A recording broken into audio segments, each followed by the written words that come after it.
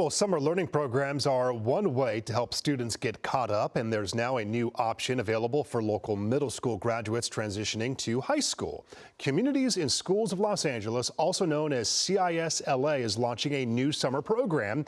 It's meant to address that learning gap while also helping students manage their mental health. Joining us live right now to discuss this morning is Executive Director Elmer G. Roldan. Thanks for joining us. Good morning. Good morning, Mark. What has prompted this new summer learning program? Tell us about it. Yeah, your viewers may want to know that the summer learning gap is real. This summer learning gap happens when students lose the gains that they've acquired during the school year. And it happens to those who are not being stimulated during summer.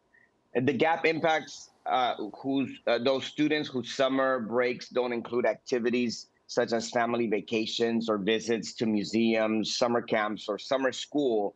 And students also experience challenges that impact their mental health and social emotional state. So as you mentioned, CISLA are youth development experts who are trained to build meaningful relationships and help students stay connected in school.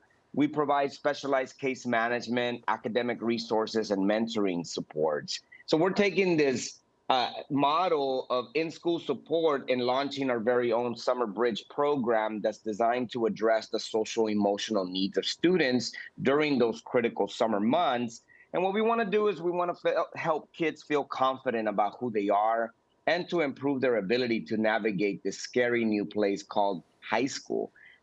The program is going to have three components: the physical and mental health of students, the visual performing arts, and exposing them to cultural activities, and building healthy relationships. We also have fun field trips planned to places like LACMA, the Fulcrum Rope Course, and we're taking the students on a summer day camp up to the Idlewild Mountains in San Bernardino.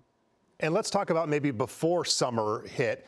Was the learning gap with students, was it getting smaller or was it growing larger? I know there's also a need for teachers. Did that play a role?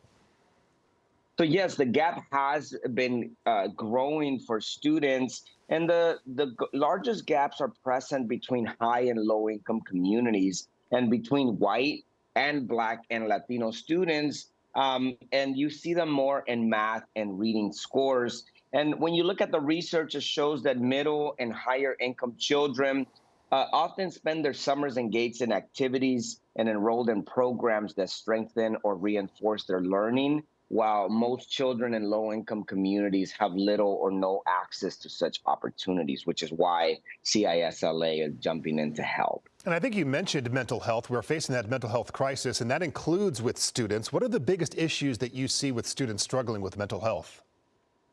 Yeah, well, for low-income students, they're facing a variety of mental health challenges, including feelings of sadness and hopelessness. Depression has come up as a big topic, anxiety and isolation. A lot of that was exacerbated during the pandemic when schools were shut down. And the impacts are actually felt in every economic class, but they're more prevalent in low-income communities. Young girls have also experienced higher rates of stress and mental health challenges, as well as our LGBTQ youth. A recent report found that two-thirds of public schools saw higher percentages of their students seeking mental health services in 2022 than they did before the pandemic. So the need is real. And just real quickly, how are those needs, concerns being addressed?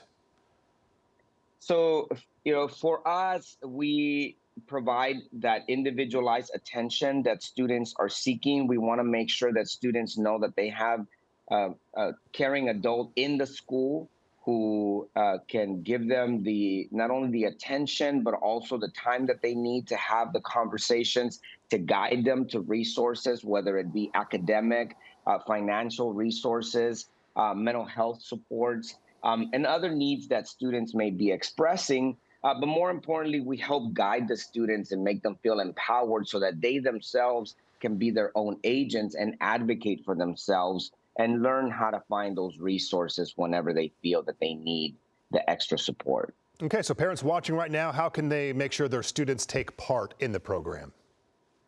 So the students, parents can go to cisla.org, cisla.org, and find out if their students are enrolled in the schools that we serve. We are in 5 communities across Los Angeles Unified. We're in Watts, South Central, Boyle Heights, Pico Union, and parts of the West Side. Find out if your students are attending one of our middle schools, and please make sure that they enroll in our summer program, which is launching in just a couple of weeks. All right, Elmer G. Roldan, thanks so much. We appreciate you speaking with us this morning. Mark, thank you.